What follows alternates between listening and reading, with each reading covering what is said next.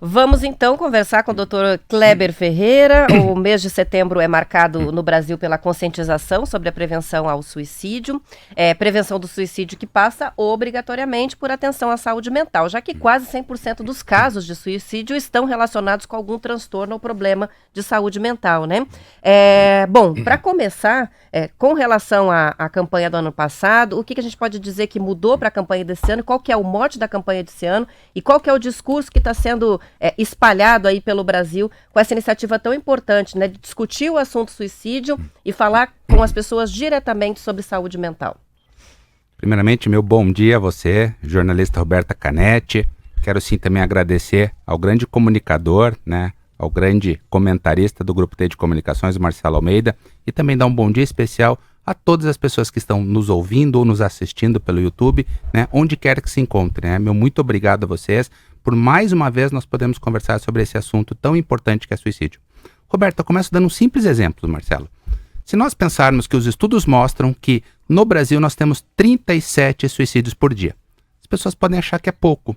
Se eu dissesse para você, Marcelo, que um ônibus vindo de São Luís do Purunã até Curitiba se acidentasse e 37 pessoas morressem ao mesmo tempo, eu ouso afirmar que em 15 minutos toda a imprensa estaria divulgando. 37 famílias perderam pessoas importantes. Será que o ônibus tinha feito a revisão? Será que o motorista estava alcoolizado? 37 famílias perdem alguém por dia pelo suicídio. E ninguém fala nada. Então acho que essa é a nobreza do Grupo T de Comunicações, quando eles nos dão a possibilidade de nós conversarmos sobre essa triste e cruel realidade. E, Roberta, por incrível que pareça, os números no Brasil vêm aumentando. Há um mês atrás eu tive num evento com a doutora Danuta Weissman. Ela é a consultora da Organização Mundial de Saúde há 18 anos sobre os projetos de suicídio. Muitos países vêm reduzindo o suicídio e nas Américas vem num crescente. Então todos os nossos esforços nós temos que reavaliar o que nós precisamos fazer além do que nós fazemos. Então essa é a nossa preocupação, então essa é a nossa bandeira. O que dá para associar com esse aumento? Além, lógico, pandemia, crise financeira, isso tudo influencia, né? Mas que análise que dá para fazer? Simples, tá? Vamos pegar um pouquinho na história, Marcelo. Quando o Gorbachev assume lá na Rússia, a Perestroika, que foi um projeto que ele implantou, uma das primeiras coisas que ele fez foi aumentar a tributação sobre bebidas alcoólicas. A simples iniciativa de aumentar a tributação reduziu acidentes de trânsito, homicídio e suicídio. A Alemanha bebia muito... O álcool está muito associado ao suicídio? Nós vamos chegar aí. A Alemanha bebia muito menos que a Rússia. Hoje, a Rússia bebe muito menos que a Alemanha, por uma simples iniciativa de aumentar a tributação. Se nós pegarmos o início da pandemia, e eu vou voltar só um pouquinho, tinha um estudo muito interessante, Roberta, com 15 mil casos. O que eles fizeram? Pegaram 15 mil prontuários das pessoas que tinham cometido suicídio. Desses 15 mil casos, 97% tinham diagnóstico de doença mental. 3% não tinham diagnóstico, mas tinham sintomas de doença mental, não deu tempo de fazer o diagnóstico. Desses 10 que cometeram suicídio, 4 tinham depressão, que é muito. 2 tinham abuso do álcool, que também é muito. Agora, se eu pegar, Roberta, depressão com abuso de álcool, dá 60%. Então, nós entendemos que cada 10 pessoas que cometem suicídio, 6 estão nesse grupo de álcool e depressão. Com o início da pandemia, só em pesquisas tributárias, né, o aumento de bebidas alcoólicas no Brasil teve um crescente de 60%. A gente falou tanto sobre isso, né, Marcelo? A gente consegue entender isso. Então, as pessoas criaram o hábito de beber em casa mais frequente. E isso não saiu das pessoas com a aceleração da pandemia. As pessoas continuaram bebendo em casa. É que a gente falava muito isso aqui, né? E eram até bebidas mais caras, né?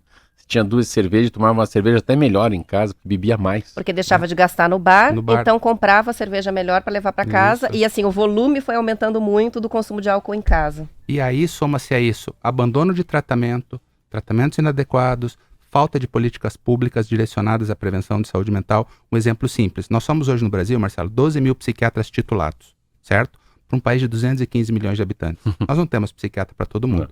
Mas, se nós tivéssemos programas de capacitação na atenção básica, tem um estudo recente mostrando, Marcelo, que entre a última semana e os últimos 3 meses, 70% das pessoas que cometem suicídio passaram atendimento médico. E com todo respeito, o médico não é que ele não queira atender um suicídio, às vezes ele não está preparado para atender um suicídio como deve ser feito. Então, se eu tenho políticas públicas que levam capacitação na atenção básica, eu consigo dar um primeiro atendimento de forma correta. Mas não tem essa política nacional? Não tem. É diagnóstico ou é protocolo? É um diagnóstico mesmo. Sim, precisa, porque quanto mais cedo eu fizer o diagnóstico, de cada 10 que se matam, 10 têm doença mental, se eu identifico a depressão e trato corretamente, eu diminuo o risco. Um outro detalhe, Marcelo, nós sabemos que existe a farmácia popular. Lá tem antihipertensivo, remédio para diabetes, tudo é graça. Não tem um antidepressivo na farmácia popular. Que dado, hein? Isso é muito grave. Que dado, hein? Você vê que coisa simples. É. Marcelo, só um outro dado importante para as pessoas que estão nos acompanhando. A segunda causa de morte entre jovens de 15 a 23 anos é suicídio. A primeira é trauma, tá? Sabe qual que é a principal forma que os jovens se matam? Você tem ideia? Impulso, deve ser. Não, enforcamento, tá? Vamos parar para pensar. Quem que tem 2 metros de corda em casa? A gente não tem 2 metros de corda em casa, mas eles compram. Se nós tivéssemos uma estratégia de os locais que vendem corda só venderem para um jovem se ele estivesse acompanhado, nós poderíamos ter uma redução de suicídio. Você consegue ver que são coisas simples, Marcelo? O Marcelo conhece a Dinamarca. Eu estive lá em Copenhague em 2018 para entender. Eles fizeram lá uma política chamada Turning Tide, era contra a maré. Eles reduziram, Roberto, a 60% o número de suicídios em 15 anos. Um país que passa 7 meses embaixo do frio, com neve. 7 meses. Como é que você muda suicídio se você fica 7 meses com a neve? Eles criaram uma coisa chamada RIGA. RIGA é uma mudança nos hábitos de vida. Trazendo para nossa realidade, RIGA é a roda de mate, em que eles sentam para tomar um chá e aproveitam aquele momento. Que é o conto do Marcelo, é um RIGA. Que a gente está lá em casa escutando, ouvindo, falando, nossa, que coisa boa esse momento. Isso traz uma sensação de bem-estar e uma sensação mais importante que é de pertencimento. Um dos fatores, Roberta, no macete para compreender o que é o suicídio, quando eu tenho depressão, quando eu tenho dependência de álcool, quando eu tenho desespero e desamparo, eu tenho os 4 Ds que são os principais fatores de risco para suicídio. Então, quando a pessoa não tem sensação de pertencimento, ela tem um sentimento de desamparo. E o desamparo leva ao desespero. Se ela usa o álcool e ela não fez o tratamento para depressão, eu consigo entender o aumento do suicídio. Uma coisa importante, já que a gente está falando bastante sobre a influência do álcool, né? Especialmente em pessoas que já têm a depressão ou algum outro tipo de transtorno. É muito comum que a pessoa encontre no álcool um alívio para a ansiedade, por exemplo. Então tem essa relação, né? Ilusório. Então já está ansioso, acaba ficando ainda mais e cria um problema mais na vida, né? Que é a dependência do álcool. Agora, uma pergunta que eu acho que muitos ouvintes podem estar se fazendo também. O que é o consumo abusivo de álcool e quando é possível por uma pessoa que está próxima, compreender ou identificar naquele ser humano, ou no filho, ou marido, ou a esposa, ou no amigo, a associação das duas coisas, uma depressão, uma ansiedade com o consumo abusivo de álcool? Importante pergunta, Roberto. Então vamos pensar assim, ó. Até uns 12 anos atrás, o critério para dependência era uso, teria que ter um abuso, o abuso caracterizava a dependência. Esse critério mudou, Marcelo, porque eles dizem o seguinte, se eu faço um uso frequente, é um abuso. Se eu tenho abuso, eu tenho dependência. Só que eu não sei se o meu bisavô não era um alcoolista, se eu não tenho um fator genético para dependência. E é bem essa leitura, Roberto. Aquele ansioso que chega em casa para tomar uma dose de uísque, uma taça de vinho, mas ele tem um fator genético para dependência, uma predisposição maior. E ele começa a ter essa frequência de todos os dias. Daqui a pouco, quando ele não toma, no final do dia ele começa a ficar mais irritado, mais ansioso, mais sem paciência. Então ele não faz uma ansiedade, ele faz um sintoma de abstinência. E aí que a gente começa a entender esse problema. Mais desconforto ainda, né? Mais além desconforto, da depressão, da ansiedade. E aí ele acaba, muitas vezes, querendo associar um tratamento para depressão com o álcool, as coisas ficam mais complicadas, porque nós temos os neurotransmissores. E aí eu queria agradecer ao Marcelo nesse conto da manhã, né, que ele iniciou, que é tão bonito, a importância que os pais têm. Nós somos o primeiro e mais importante modelo para os filhos.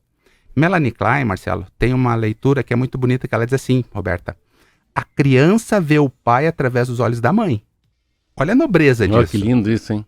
É a mãe que apresenta o pai para o filho. Um exemplo prático. Não, repete que essa vai ficar para mim. Mais uma para os anais. Isso é Melanie Klein. A criança o Kleber não está aqui. O sono é? O sono é o maestro do humor. Parabéns. Você é escravo do que? Lembra? Não. Não lembra dessa? Não. Eu passei para vocês.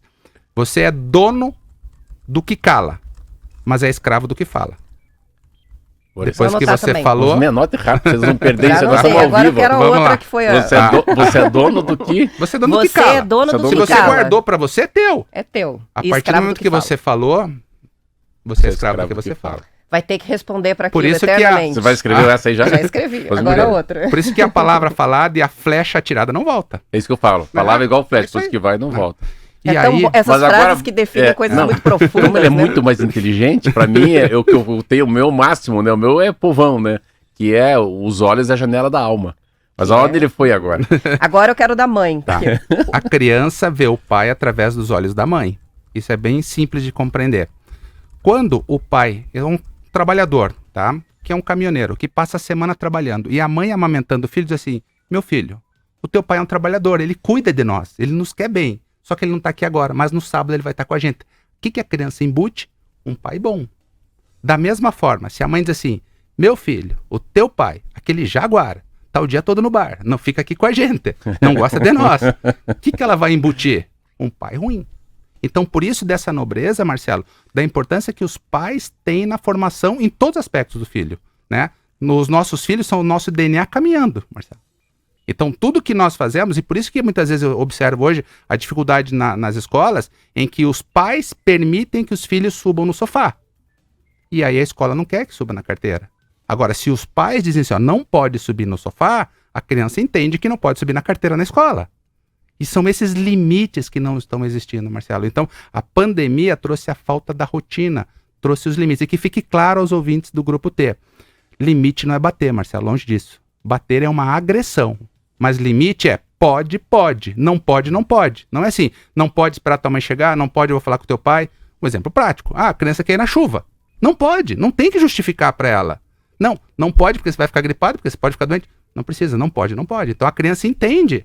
E hoje, Marcelo, eu vejo uma coisa que eu tenho... Sabe que isso me fez lembrar um exemplo, né, de quando eu tinha crianças pequenas e a dificuldade de impor os limites logo no começo, né, a gente não sabe como educar, né, e aí, e como não fazer pará-los, né? Não vem com manual, como faz parar isso, né? E aí eu me lembro de uma cena que foi mais ou menos assim, não, mas eu não consigo fazer com que ele pare. Ah, mas se ele estiver na frente da janela, prestes a pular, você não vai conseguir impedi-lo? Olha.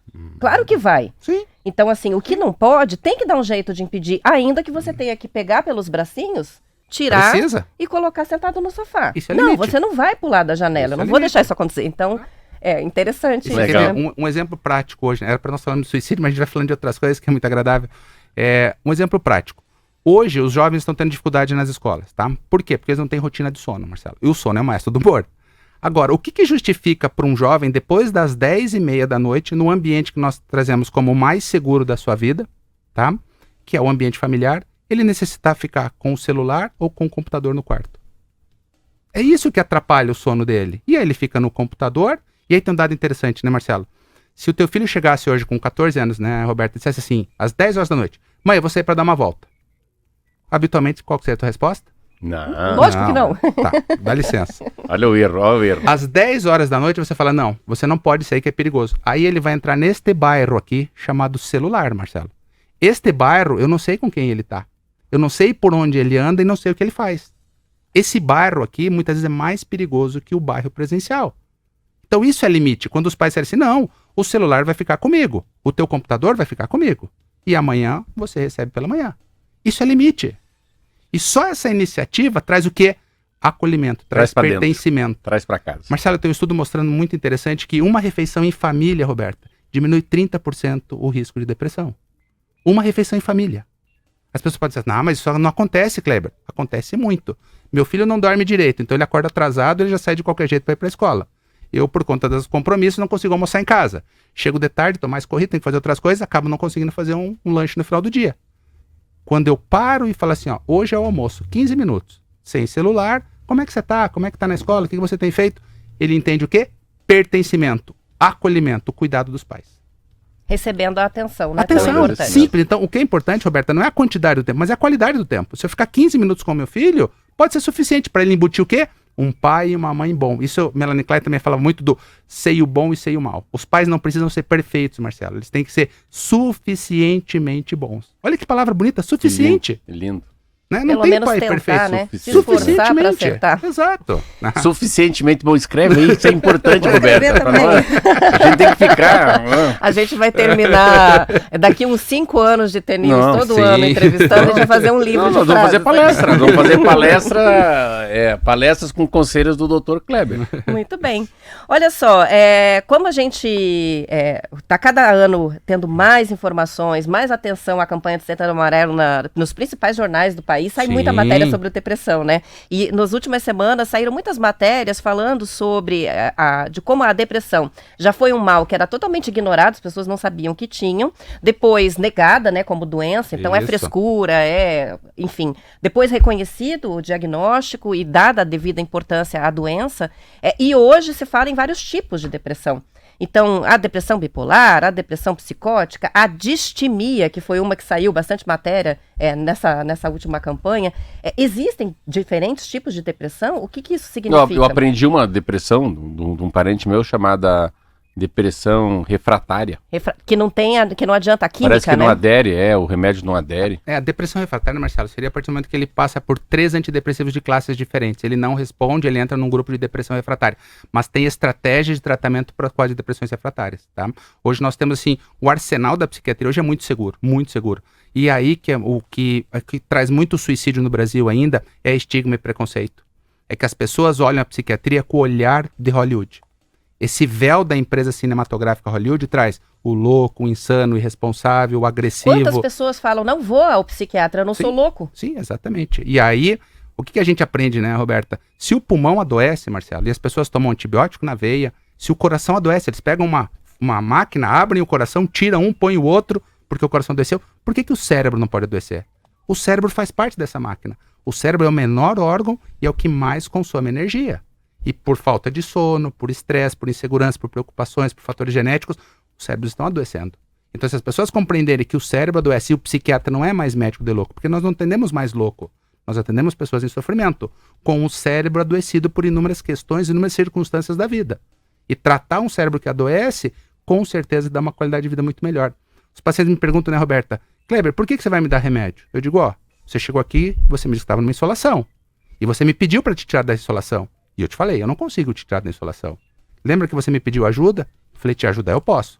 Para quem está numa insolação, Marcelo, um óculos de sol não te tira da insolação, mas te dá conforto para enxergar saídas. O tratamento medicamentoso é um óculos de sol. É essa a medicação que vai te dar um conforto para você começar a ver possibilidades de sair. Você pode viver na insolação, só que com muito mais sofrimento. E a medicação vai te trazer um conforto. Então esse é o nosso tratamento. O retorno da clareza mental mesmo, é quase um retorno do controle, né? Mais ou menos isso, sem dúvida. Se tiver um controle, você vai, né? Porque quando a gente fala em suicídio, a pessoa ela entra no que nós chamamos de um espectro muito restrito, assim, ela fecha o pensamento dela, Roberta, com o desamparo, com o desespero, com a dependência, com a depressão. Então a gente precisa o quê?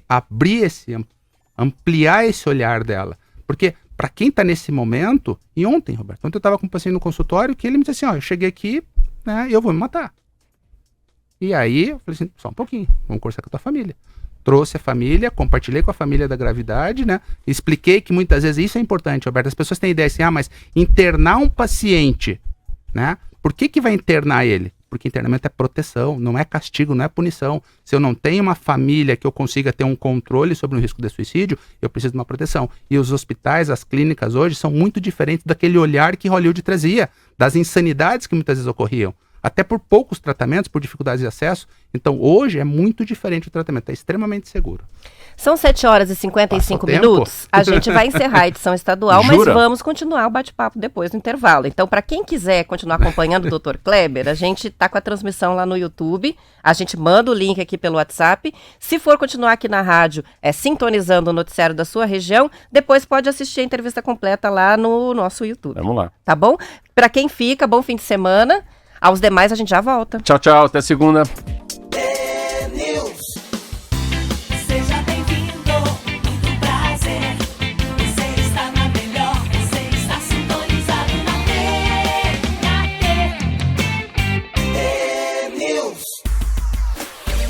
São 7h59 minutos. A gente hoje está recebendo aqui no estúdio o Dr. Kleber Ferreira, que é psiquiatra, falando sobre o Setembro Amarelo, o mês de prevenção ao suicídio. Tem participações muitas chegando dos ouvintes. A Michele, gostei muito do entrevistado de hoje, tragam mais vezes. A Cirley diz, minha filha faz isso com o filho dela, adolescente, que você comentou, né, de recolher os eletrônicos na hora de dormir. E é muito criticada. Ela diz, fiquei muito feliz por ela estar cuidando corretamente do filho dela. Criticada por quem, Roberto? Pois é. Daqui 5 anos, ela vai nos dizer que o filho dela agradece pela iniciativa que ela teve, porque ela era a única mãe que fazia isso. Isso é acolhimento, isso é cuidar. Que lindo. A Márcia de Planalto, gente, que entrevista fantástica, tá gostando. O Preto de Londres, que tá se recuperando de uma cirurgia aqui em Curitiba, acompanhando. Gostei muito da outra vez que o doutor esteve aí, já gostei, e hoje estou gostando muito também. E a Sônia, metade do mês chegando ao fim, né? A metade do ano chegando ao fim, metade do mês já, diz o doutor Kleber maravilhoso. Conheço ele pessoalmente, não sou paciente, mas é uma admiradora, a Sônia, que te acompanha. E a Ana, eu vou aproveitar a fala dela para já engatar uma pergunta aqui, que tem a ver com o que o Marcelo estava trazendo aqui no intervalo. A Ana escreveu pra gente assim, primeiro elogiou, que entrevista clara e útil. Essa parte dos limites ao filho precisa ser repetida todos os dias. Muitos pais perdidos na educação, é verdade. E a Ana pergunta, de que maneira e até que ponto o estresse leva à depressão e ao suicídio? E eu aproveito para emendar, a sobrecarga feminina. O estresse e a sobrecarga feminina, como é que isso influencia a questão da depressão e suicídio? É simples pra gente compreender. Quando nós falamos em estresse, o estresse não é ruim, tá, Marcelo? O estresse crônico é ruim. O estresse, ele mobiliza um pouco nossos neurotransmissores, mas quando eu começo a aumentar o estresse, eu aumento o cortisol. Quando eu aumento o cortisol, eu comprometo a serotonina. E se eu tenho uma predisposição genética, vai baixar minha serotonina, vou ter sintoma depressivo. E se a depressão não for tratada, é o principal fator de risco para suicídio. E como é que eu consigo controlar o estresse? Lá com o exemplo do Riga, qualidade de vida. Ah, mas eu estou muito sobrecarregada. Então, 1 hora por dia, ou eu vou na minha terapia, 1 hora por semana eu vou na minha terapia, 1 hora por dia eu vou fazer uma massagem que me fazia bem, ou eu vou fazer a zumba, a dança que as mulheres gostam de fazer, ou então eu vou tomar um chá com as minhas amigas 1 vez por semana. São simples iniciativas que podem impactar, fazendo o quê? Melhorando a serotonina, tá? Não que isso substitua tratamento, tá, Roberto? Isso é importante. Se eu tenho uma deficiência na produção de serotonina, eu preciso de uma suplementação. Tá? Mas se eu tenho momentos em que esse estresse pode comprometer e me trazer uma certa tristeza, talvez alguns ajustes nos hábitos de vida podem sim melhorar a tua serotonina. Quando o Marcelo sai da natação, provavelmente ele sai muito bem. Por quê? Porque ele tem um pico de serotonina, só que ele não se mantém. Essa é a diferença. Agora, quando eu tenho um cérebro que ele está deficiente, aí eu preciso de medicação, senão... A deficiência da serotonina, ela é medida assim, num exame clínico ou sangue? Isso é importante, Marcelo. As pessoas às vezes chegam lá no consultório com dosagem de serotonina. Primeiro, para dosar a serotonina do cérebro, eu tenho que fazer uma dosagem na medula, no líquor. Não adianta tirar sangue. A serotonina do sangue é para acompanhar tumor intestinal. E outra, médico não medica exame, médico medica a clínica. Aí chega paciente lá com a serotonina baixa. Eu falo, tá, mas o que você precisa? O senhor não vai medicar? Eu falei, não, o exame não veio consultar, você veio consultar. E não é essa serotonina que a gente tem que pedir. A gente tem que pedir serotonina. Você quer coletar, a gente pede para fazer uma coleta de líquor. Ah, não precisa. Então é isso que as pessoas às vezes buscam, esse desespero. E um outro também, Marcelo, acontece muito, dosagem de lítio. Você chega lá, doutor, eu vim aqui porque meu lítio tá baixo. Não tenho nada de lítio. Eu falo, o meu também. Ninguém tem nada de lítio. O lítio, a gente utiliza quando você toma uma medicação chamada carbonato de lítio, que você precisa controlar no sangue para não dar uma intoxicação. Fora isso, não tem que dosar lítio. Não é o lítio que é responsável pelo humor. Responsável pelo humor é um outro contexto de vida. Mas o remédio que você toma ele acaba, o organismo recebendo esse remédio, ele gera mais serotonina? Não, essa é a dúvida como das pessoas é essa. Eu tomo o remédio para aumentar a serotonina? Não.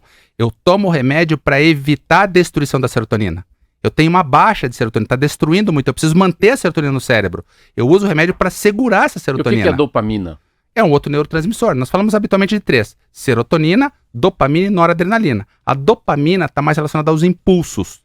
Então, quando a pessoa tem muitas vezes uma dependência, ela tem enxurradas de dopamina no cérebro. Às vezes eu preciso usar uma medicação que eu controle essa dopamina dela. A falta de dopamina é a falta de disposição, apatia, não é isso? Apatia, anedonia. Isso aí. Aí eu preciso, por isso que eu tenho um antidepressivo que é inibidor da serotonina e inibidor da serotonina e da dopamina, que são os de dupla recaptação. A falta da serotonina faz com que a gente sinta tristeza, satisfação, né? Tristeza. Falta de satisfação, assim, não gosta muito das coisas. É uma indiferença, Então, é essa a... São esses 3 que você fala? Mais comuns, mas aí teriam outros, né? Mas os 3 são mais comuns. Mais comuns. E aí que entra, eu sempre falo que mexer com remédio, Marcelo, é igual mexer com tempero.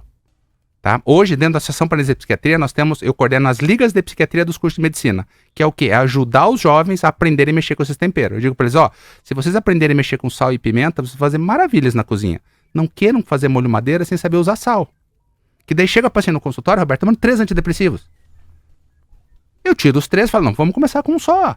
Certo. Se não tá bem, vamos aumentar a dose desse. Porque quando eu começo a usar vários antidepressivos, não que não precise, em alguns casos eventuais precisa, mas habitualmente as pessoas acham que a medicação vai resolver. E aquilo que eu te falei, Marcelo, o remédio não resolve. Ajuda só. o remédio ajuda. É coadjuvante, não é o ator, né? Exatamente. Agora, quando eu tenho medicação, controle do sono, hábito alimentar, atividade física e psicoterapia, isso eu garanto que resolve.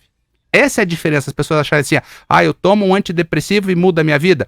Em alguns aspectos ela ajuda. Por quê? O antidepressivo ele não te tira da cama, Marcelo. Mas o antidepressivo te ajuda você, quando tomar ele, a não voltar para a cama. Mas não adianta eu tomar um antidepressivo e ficar sentado na poltrona. Eu preciso tomar um antidepressivo e ter um pouquinho de esforço para ir lá fazer a minha natação ou para ir lá fazer uma academia. Então o antidepressivo vai fazer você não voltar para a cama. Então, aproveitar o impulso do remédio para tentar retomar as atividades. Usar ele a teu favor. Né? Uma coisa que faz com que as pessoas se afastem muitas vezes do tratamento com antidepressivo são os efeitos colaterais. Exato. Eu acho importante colocar isso, porque já vi várias pessoas pararem tratamentos importantes por causa disso. Tá.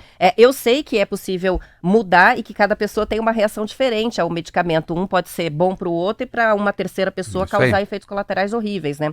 Mas um efeito colateral que pega é a questão do libido. Sim. O que dizer sobre isso? Perfeito. Então assim, nós temos hoje 42 tipos de antidepressivo no Brasil. Tá? Por que eu tenho 42 tipos de antidepressivo? Porque eu tenho antidepressivo que dá ganho de peso, que faz perder peso, que aumenta a ansiedade, diminui a ansiedade, que impacta na libido.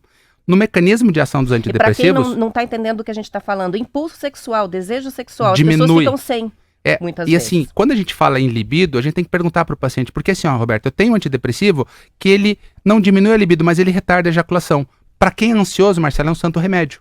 Claro. Entendeu? Então eu tenho que trabalhar com isso. Agora, para a mulher que de repente diz assim, diminui a minha vontade, da minha intimidade com o meu companheiro, aí eu preciso trocar. Então nem sempre afetar a intimidade é ruim. Precisa ver o perfil desse antidepressivo. Os mais antigos habitualmente afetam. Os mais modernos são extremamente seguros. Então hoje nós temos antidepressivos que não interferem em 2 aspectos, tá, Roberto? Quando a gente fala de mulher, de cada 10 mulheres que eu atendo, 11 se preocupam. A primeira coisa, sabe qual que é? Peso. Se vai engordar. Então, a primeira coisa é peso. Então, eu tenho hoje que pensar... Tem gente que não para de fumar porque tem medo de engordar. Exato. Quer dizer, usa isso como desculpa. E falo isso com propriedade porque já fui fumante muito tempo. E você sabe por quê? Então... Porque o cigarro, ele acaba inibindo as fibras do nervo olfatório. Ele bloqueia, a pessoa perde o sabor das coisas. Quando ele desbloqueia, você começa a sentir o aroma, o sabor dos alimentos, acaba comendo mais por isso, tá? Mas o antidepressivo, os mais antigos impactam um pouco sim. Por isso que é importante conversar com o médico. Às vezes, eu estou usando antidepressivo numa dose maior, impactou. Se eu reduzir a dose, já reduz. Mas já ouvi falar de antidepressivo que, inclusive, tem o efeito contrário, né? Por diminuir também a ansiedade, faz com que a pessoa coma menos e até emagreça, né? Habitualmente, então, porque assim, do remédio. E aí tem um detalhe importante, né, Marcelo? Por que mulher tem mais compulsão alimentar quando fica ansiosa? Sabe por quê? Roberta, tem uma figura brilhante na vida da gente chamada avó. Quando criança... Se você chorasse ao lado da tua avó, qual que você acha que é a primeira coisa que ela falava? Um docinho, né? Essa criança tá com fome. E a criança tava chorando para chamar atenção, porque menos por fome. Só que daí você acaba embutindo que em momentos de dificuldade, de diferença, põe alguma coisa que você vai sentir bem, vai te saciar aquela ansiedade. E aí nós entendemos, às vezes, a compulsão alimentar em mulheres. Por conta disso, dessa figura afetiva que tinha essa cultura. Hoje nós precisamos orientar os pais isso. Criança chorou, vamos sentar, vamos tentar entender. Não ficar dando Coca-Cola, sonho de valsa. né? Esse dia eu tava com a minha esposa e ela mostrando um TikTok, né? Da filha reclamando pro avô. Falou assim, eu não vou deixar mais meu filho com vocês, porque vocês são os irresponsáveis. Eu falei, é verdade. Eu, sempre que ele chega, eu dou 2 litros de Coca-Cola. E tua mãe dá 2 sonhos de valsa pra ele. Eu achei fantástico. Muito legal. Então é isso. Então a gente precisa ter esse cuidado e sempre ter essa leitura, Roberto. Antidepressivo não faz mal. Precisa ser bem indicado. E aí entra uma coisa que nós falamos muito na psiquiatria, que chama-se psiquiatria personalizada. Tá? O tratamento que é para Roberta não é porque... E eu sempre falo, viu, Roberta, que eu tenho 2 concorrentes, Marcelo, em todas as cidades do Paraná. Esses 2 concorrentes me judiam. Um é o tratamento da comadre e outro é o tratamento da vizinha. Esses 2 concorrentes, Marcelo, sobrou um amarelinho aqui, comadre. É louco de bom, tome esse amarelinho. Eu tinha um branquinho que eu tomei um tempo, fez bem pra mim. Então... E aí que entram os problemas. Um exemplo, fluoxetina, é uma medicação habitualmente utilizada. Impacta muito na libido. Só que os meus concorrentes não sabem disso. Aí a comadre dá pra a fluoxetina que sobrou. Ela toma fluoxetina, talvez ela sinta uma melhora, mas impacta na libido dela. O outro amarelinho que eles gostam muito é a amitriptilina. A amitriptilina retém urina. Nossa. A uretra da mulher é menor. Se ela retém urina, aumenta o risco de infecção urinária. Olha. Então aquela mulher começa a ter infecção urinária, mas não sabe por quê. Não sabe por quê. Porque a vizinha deu um amarelinho para ela tomar.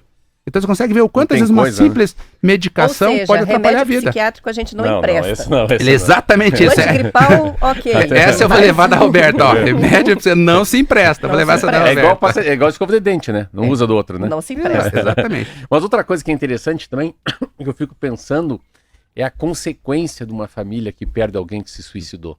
Porque deve ter também o ser, né? Puta, se eu tivesse feito isso, se eu tivesse levado lá, eu fico imaginando a repercussão de quantas pessoas vivem um tipo de... É um diferente enlutamento, né? Isso aí nós chamamos, Marcelo, e bonito a tua pontuação, são famílias sobreviventes, Marcelo.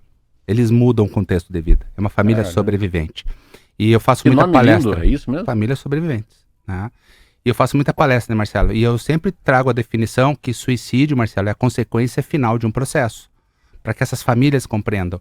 Suicídio é igual queda de avião, Marcelo. O avião não decola e cai. Não. Ele tá lá em cima, dá uma pane elétrica, o piloto tenta desligar o motor para pousar, dá uma pane no motor, o avião cai.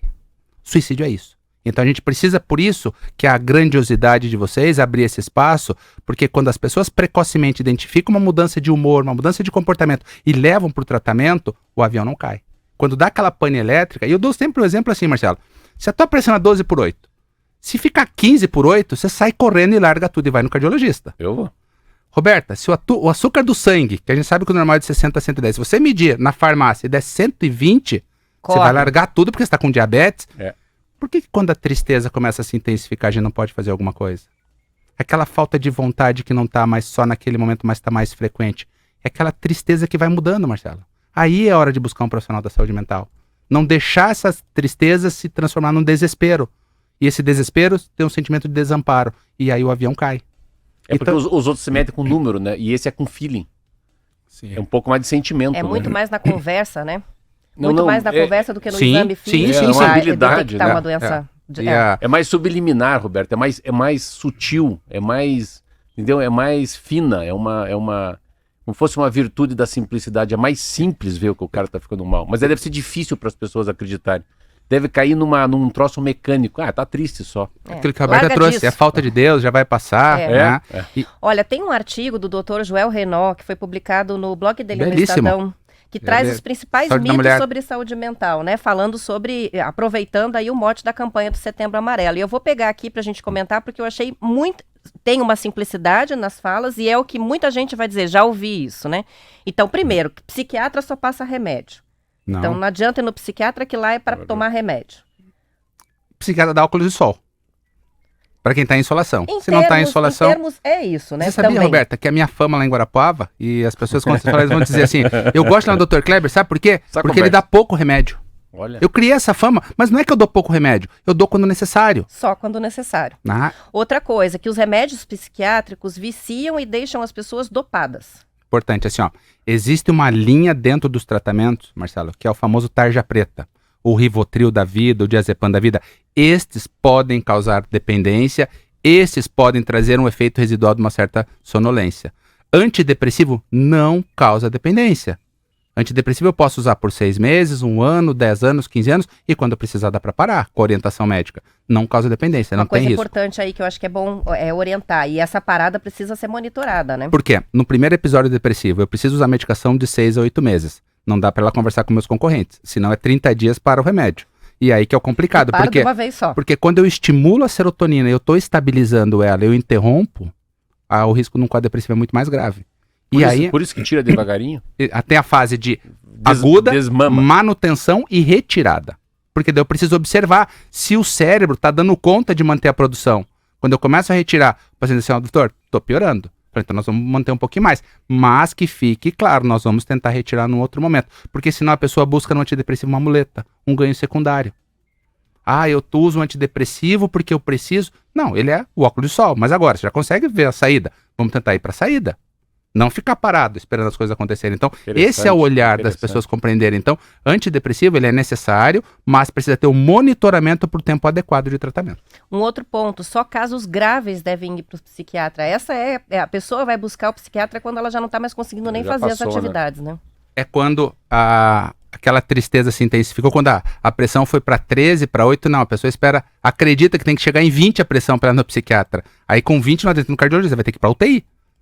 Aí fica mais difícil. Então, quando a tristeza se intensifica, sempre, né, Roberta? Peque pelo excesso, não peque pela omissão. Conversar com o psiquiatra não quer dizer que a gente vai dar remédio, mas a gente vai poder ajudar a pessoa a entender que alguns hábitos precisam ser ajustados. Marcelo, eu atendo muito empresário eu atendo. E eu tento mostrar para eles, falo assim, ó, não adianta eu te dar remédio se você continuar nessa vida insana. Ah, mas eu não posso por isso, por aquilo. Eu falo, tá bom, se você ficar na UTI 15 dias por um infarto, a tua empresa vai parar? Não. Eles vão ficar todo mundo lá na porta da UTI? Aí eles param e reavaliam.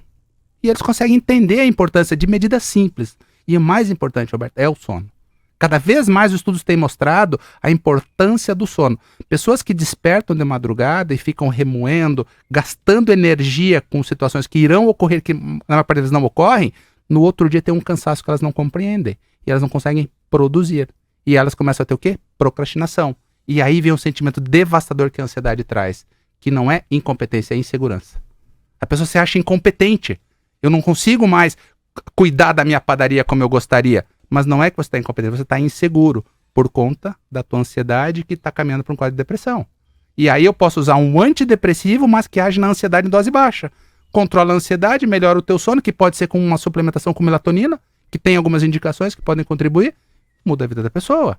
O caminho inverso, né? A falta de sono pode levar a pessoa a desenvolver algum problema de saúde mental, como a depressão. E o caminho inverso é a insônia, esse excesso de ficar pensando na mesma coisa. A ruminação. Isso que acaba afetando o sono e causando a insônia, pode ser um sintoma da depressão? Pode, porque essa ruminação consome muita energia. Tudo que a gente pensa... Por isso nós precisamos estar nos alimentando, porque é nosso combustível... Eu pergunto porque as pessoas, às vezes, pensam que a gente tem a impressão de que todos os cérebros funcionam da mesma maneira, e é exatamente o contrário. As pessoas vivem de formas completamente diferentes. Totalmente. Então, às vezes, o que parece, como você sempre foi daquele jeito, você acha que aquilo é o normal. De ficar todos os dias com insônia, pensando nos problemas, remoendo, não dorme. Não é, as pessoas não vivem assim, mas aquele ser acha que está vivendo o que todo mundo vive. Se você tem dificuldade para dormir, porque está sempre muito preocupado, você pode estar com um problema de saúde mental? Sim, um exemplo simples. O que é mais importante? Dela, continuar na da Roberta. Se você tem a ruminação demais, né? Isso quer dizer, os neurotransmissores não param, daí se cria a insônia. Mas isso também não precisa ser uma depressão. Não.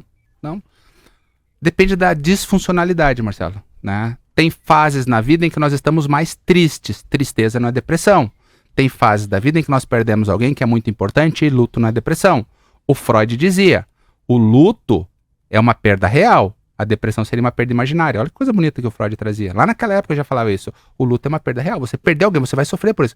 A depressão é uma perda imaginária. E aquilo vai passar, né? Você vai viver tendência é que isso passe. O que acaba acontecendo hoje? A pessoa perdeu alguém importante, dali uma semana tá lá. Doutor, vem aqui porque tá com depressão. Não é. É luto. É luto. E aí tem um detalhe importante que a gente pode orientar. Às vezes o fim de um relacionamento também tem esse mesmo efeito. Perda. O luto. E olha que interessante hoje. Vivo, né? E hoje tem aparecido casos de depressão por perda de animais de estimação.